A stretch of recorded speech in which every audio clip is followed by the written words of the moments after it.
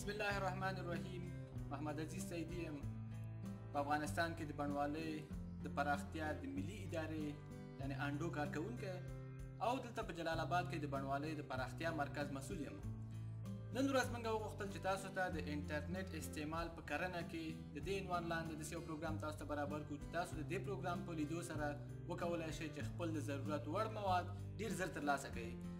نن وخت د پخوا زمانې سره ډېر زیات فرق لري، ځکه مخکې به که چیرې یو چا څه معلومات ته ضرورت و نو دوی به په دغه معلوماتو پسې ګرځېدل، حتی سفرونه به یې کول، مختلفو کسانو سره به یې اړیکې نیولې، کتابخانو ته به تلل، کتابونه به یې ورپسې لټول. خو نن سبا که چیرې څوک پوه شي او د دغه معلوماتي تکنالوژي په استعمال باندې پوه شي نو دوی کولی شي چې ډېر زر په ظرف د څو ثانیو یا څو دقیقو کې خپل د اړتیا وړ معلومات ترلاسه کړي. اوس هم اکثره ورونه زمونږ چې هغوی په انګلیسي باندې هم پوهېږي، په کمپیوټر باندې هم پوهېږي، انټرنیټ هم لاسرسی لري، خو دوی نشي کولی هغه مواد ته چې دوی ضرورت لري هغه ډېر زر د انټرنیټ نه ترلاسه کړي. دغه پروګرام په 10 مختلفو برخو ویشل شوی دی چې په هره برخه کې مختلف کمانډونه، مختلفې طریقې موجودې دي.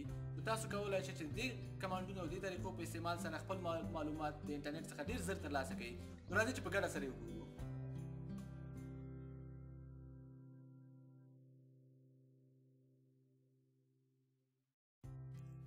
ښه راځو چې څنګه موږ او تاسو کولی شو چې خپل د ضرورت وړ معلومات زر د انټرنیټ نه ترلاسه کړو.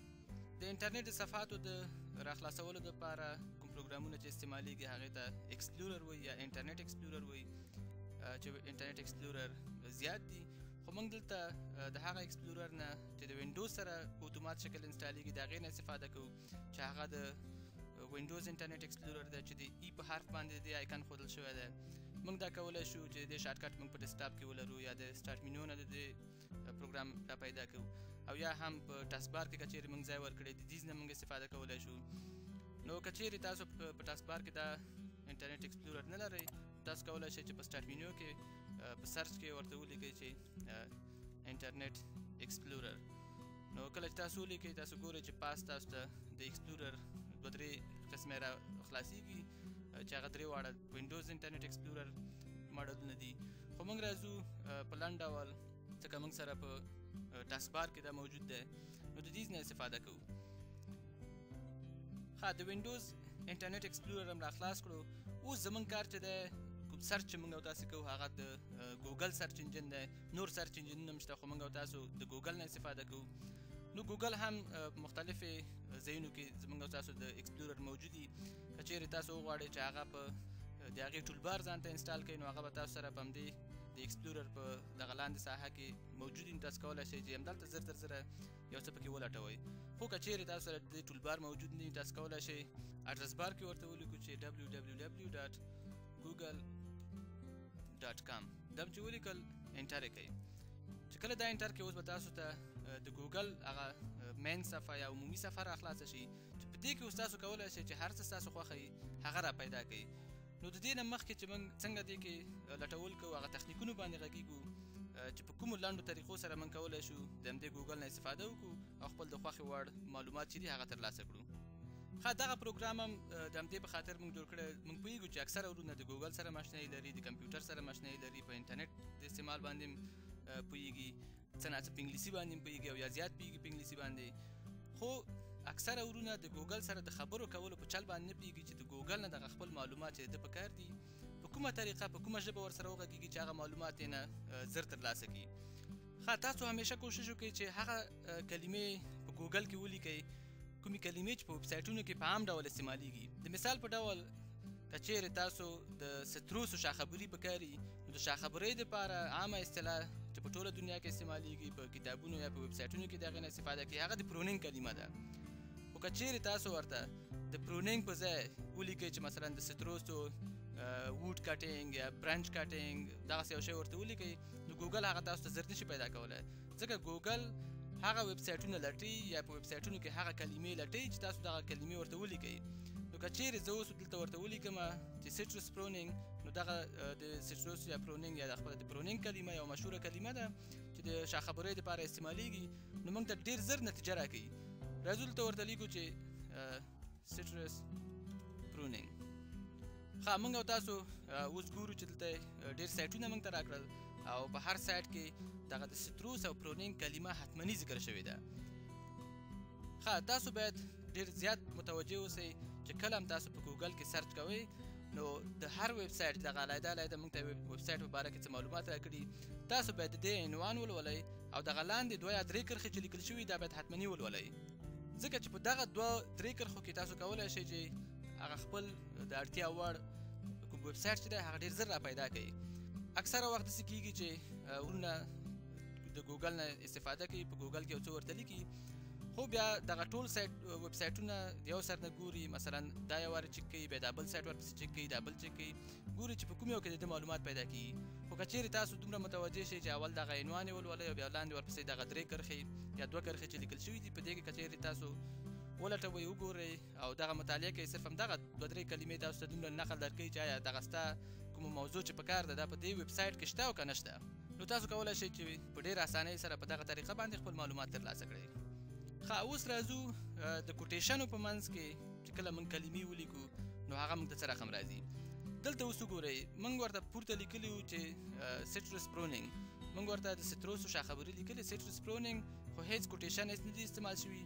نو ګوګل موږ ته هغه ویب سایټونه را پیدا کړل چې په هغې کې پرونینګ او سټروسو کلمې جدا جدا یي که یو ځای دا لیکل شوي. خو که چېرې تاسو غواړئ چې دقیقاً موږ ته هغه ویب سایټونه را پیدا کړي چې په هغې کې د ستروسو پرونینګ یعنې په همدغه رقم سټرس پرونینګ دغه 2 کلمې سره یو ځای چېرته لیکل شوي، یعنې د دې نه موږ بیا کولی شو چې ډېر هغه خپله دقیق معلومات ترلاسه کړو. نو تاسو ورته دغه کلمې د کوټیشنو په منځ کې ولیکئ. اوس ګورو چې د کوټیشنو په منځ کې زه ورته سټرس پرونینګ لیکم او دا انټر کوم، تاسو به وګورئ چې هغه ویب سایټونه به اوس ماته را پیدا کړي، یعنې زما سرچ لږ نور هم دقیق شو. اوس به صرف هغه ویب سایټونه ماته په نښه کوي چې په هغې کې سټرس پرونینګ یو ځای لیکل شوی. راځو په دغه اول ویب سایټ کې ګورو چې د پی ډي اف فارمټ دی، نو دلته سټرس پرونینګ لیکل شوی دی، ورپسې ویب سایټ کې هم سټرس پرونینګ لیکل شوی دی، په دا بل ویب سایټ کې هم سټرس پرونینګ دی. یعنې په ټولو ویب سایټونو کې اوس زموږ موضوع ډېره زیاته مشخصه شوه او ګوګل موږ ته صرف هغه ویب سایټونه را پیدا کړل چې په هغې کې سټرس پرونینګ لیکل شوی وي. اوس راځو موږ او تاسې نور هم دا خپل سرچ یا لټول دقیق کوو، ګورو چې زموږ یو خاص فایل په کار دی، یو خاص ډول فایل فارمټ زموږ په کار دی.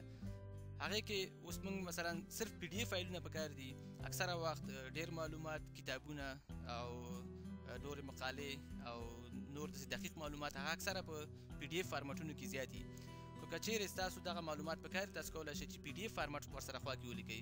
اوس زه راځم ورته وایم چې دغه د ستروسو پرونینګ د مثال په ډول همدا بیا ورته لیکم چې سټرس پرونینګ ډاټ پی ډي اف، ورته وایم په پی ډي اف فارمټ کې ماته ستروسو پرونینګ پیدا کړه. هغه بل ځل پی ډي اف فارمټ نور فارمټونه ټول کوم ویب سایټ کې دا شیان لیکل شوي وو د ستروسو پرونینګ په باره کې هغه هم موږ ته را لټول. اوس به موږ ته ګوګل صرف هغه ویب سایټونه را پیدا کوي چې هغه د ستروسو د پرونینګ په باره کې.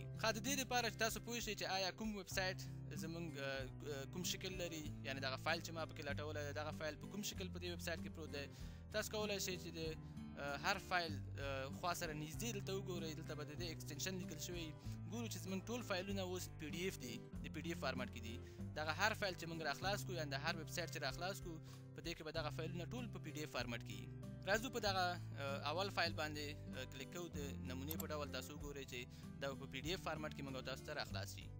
ګورو چې دغه فایل زموږ 14 MB دی او ماته ډاونلوډر مخ ته راغی. که چېرې تاسو ډاونلوډر ونه لرئ نو همدغلته صفحه درته خلاصېږي او یا داسې کېږي چې تاسو د ساده ډاونلوډر په ذریعه باندې د وینډوز کوم ډاونلوډر چې دی د هغې په ذریعه به تاسو ډاونلوډ کوئ. زه اوس دغه فایل را ډاونلوډ کوم او تاسو به اوس دغه فایل وګورئ چې رښتیا هم دغه فایل به په پی ډي اف فارمټ کې وي. دغه فایل ډاونلوډ شو. اوس دغه فایل زه را خلاصوم، ګورم چې په دې کې رښتیا څه لیکل شوي دي. ګورو چې رښتیا موضوع د ستروسو د پرونینګ په باره کې ده او د پی ډي اف فایل ته که چېرې تاسو خپل وګورئ نو اوله صفحه ده د 62 صفحو نه، یعنې داسې یو کتاب دی چې 62 صفحې کتاب دی، په دې کې د ستروسو د شاخبرۍ په باره کې معلومات لیکل شوي دي. نو دا موږ څه وکړل چې د پی ډي اف فایل هم را ډاونلوډ کړو.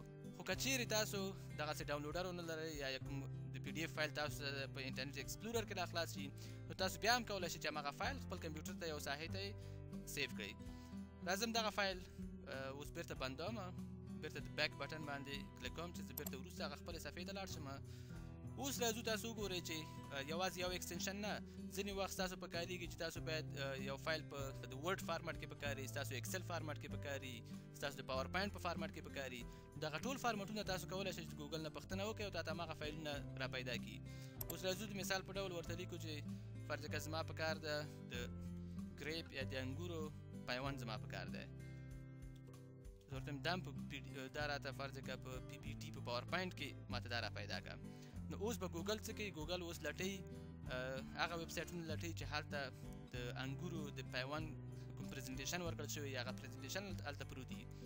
نو موږ ګورو چې دلته فرض کړه دغه اول ویب سایټ کې تاسو وګورئ چې د انګورو یو پریزنټیشن دی چې هغه موږ ته پریزنټیشن په حالت کې ګورو چې کرافټینګ ان بډینګ دی او پاور پوینټ پریزنټیشن دی. موږ کولی شو چې دغه راخلاص کړو، دا به د پاور پوینټ پریزنټیشن وي.